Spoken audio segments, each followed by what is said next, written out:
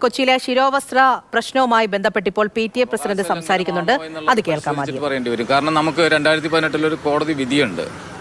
കുട്ടിയുടെ അവകാശ ലംഘനത്തെക്കാളുപരി ഇവിടെ സ്ഥാപനത്തിന്റെ ഒരു അവകാശം ഉണ്ടല്ലോ. അത് 2018 കൃത്യമായിട്ട് ഹൈക്കോടതി പറഞ്ഞിട്ടുണ്ട്. അപ്പം അതിന്റെ അടിസ്ഥാനത്തിലാണ് പരിശോധിക്കപ്പെടേണ്ടത്.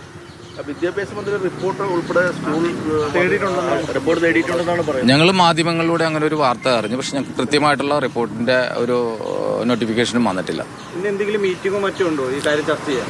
പ്രത്യേകിച്ച് ചർച്ച ചെയ്യേണ്ട കാര്യങ്ങളൊന്നുമില്ല. കുട്ടി ഇവിടെ പഠിക്കുന്നുണ്ടെങ്കിൽ പഠിക്കട്ടെ. അതിന് വേറെ ചർച്ച ചെയ്യേണ്ട ഒരു സാഹചര്യം നിലവിലില്ലല്ലോ. ഈ 11 മണിക്ക് കുട്ടിയുടെ പിതാവിനെ ഇങ്ങോട്ട് വിളിച്ചിട്ടുണ്ട് എന്ന് പറയുന്നു.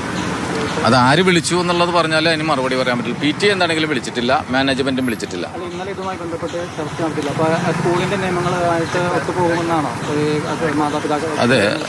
അതെ, പിതാവിന്റെ ബൈറ്റ് മാത്രമേ കണ്ടിട്ടുള്ളൂ. PTA-യോടോ അതുപോലെ തന്നെ മാനേജ്മെന്റിനോടോ ആരും ചർച്ച നടത്തിയിട്ടില്ല. ഒന്നും സംസാരിച്ചിട്ടില്ല. ധാരണ എത്തിയെന്ന് പറയുന്നത് MP വന്നിട്ടുണ്ടായിരുന്നു, കോൺവെന്റിൽ വന്നു പോയി എന്നല്ലാതെ മാനേജ്മെന്റോട്ട് സംസാരിച്ചിട്ടില്ല, PTA-യോട്ട് സംസാരിച്ചിട്ടില്ല.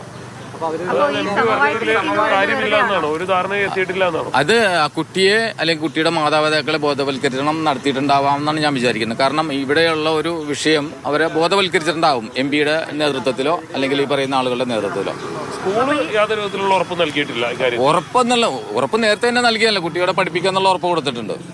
ഈ മന്ത്രി ആവശ്യപ്പെട്ടിരിക്കുന്നത് കുട്ടിയെ ശിരോവസ്ത്രം ധരിപ്പിച്ച് സ്കൂളിൽ പഠിപ്പിക്കണം എന്നുള്ളതാണ്. അത് വസ്ത്രത്തിന്റെ കളറും മറ്റു പാറ്റേണും സ്കൂളിന് തീരുമാനിക്കാം എന്നുകൂടി പറഞ്ഞു വെച്ചിട്ടുണ്ട്. അതായത് 2018 ഒരു വിധിയുണ്ടല്ലോ, ഹൈക്കോടതി വിധിയുണ്ടല്ലോ. ആ റൂൾസ് എങ്ങനെയാണോ അതിനനുസരിച്ച് ആലോചിച്ച് ചെയ്യാം. അതായത് ശിരോവസ്ത്രം ധരിക്കാൻ അനുവദിക്കില്ല എന്നാണോ സ്കൂളിൽ നിലവിലെ നിലപാടിൽ ഇതുവരെ മാറ്റമൊന്നും വന്നിട്ടില്ല എന്നാണ് ഞാൻ മനസ്സിലാക്കുന്നത്.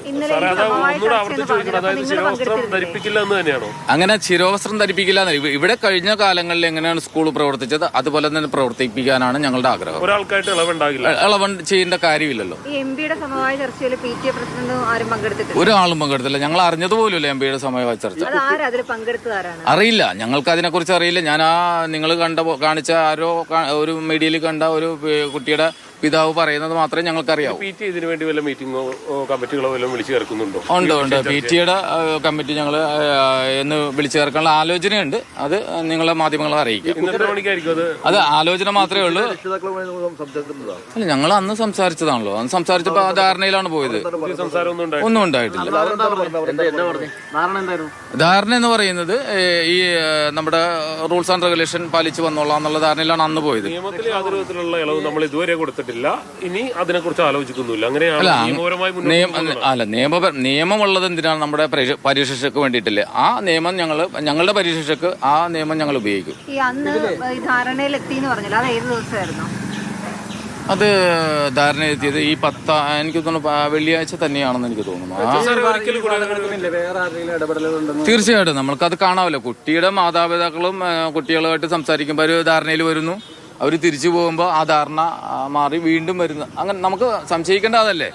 ഒരു മാതാവിനെയും പിതാവിനെയും കൃത്യമായിട്ട് പള്ളുരുത്തി സ്കൂളിലെ ശിരോവസ്ത്ര വിവാദവുമായി ബന്ധപ്പെട്ട് PTA പ്രസിഡന്റ് സംസാരിക്കുകയായിരുന്നു. സ്കൂളിന്റെ നിയമം അതെങ്ങനെയാണോ അത് തന്നെ മുന്നോട്ട് പോകണം എന്നുള്ള നിലപാടിൽ ഉറച്ചു നിൽക്കുകയാണ് PTA. ഇപ്പോഴും കഴിഞ്ഞ ദിവസം നടന്ന സമവായ ചർച്ച അറിഞ്ഞിട്ടില്ല തുടങ്ങിയ കാര്യങ്ങളൊക്കെ തന്നെയും പറയുന്നുണ്ട്.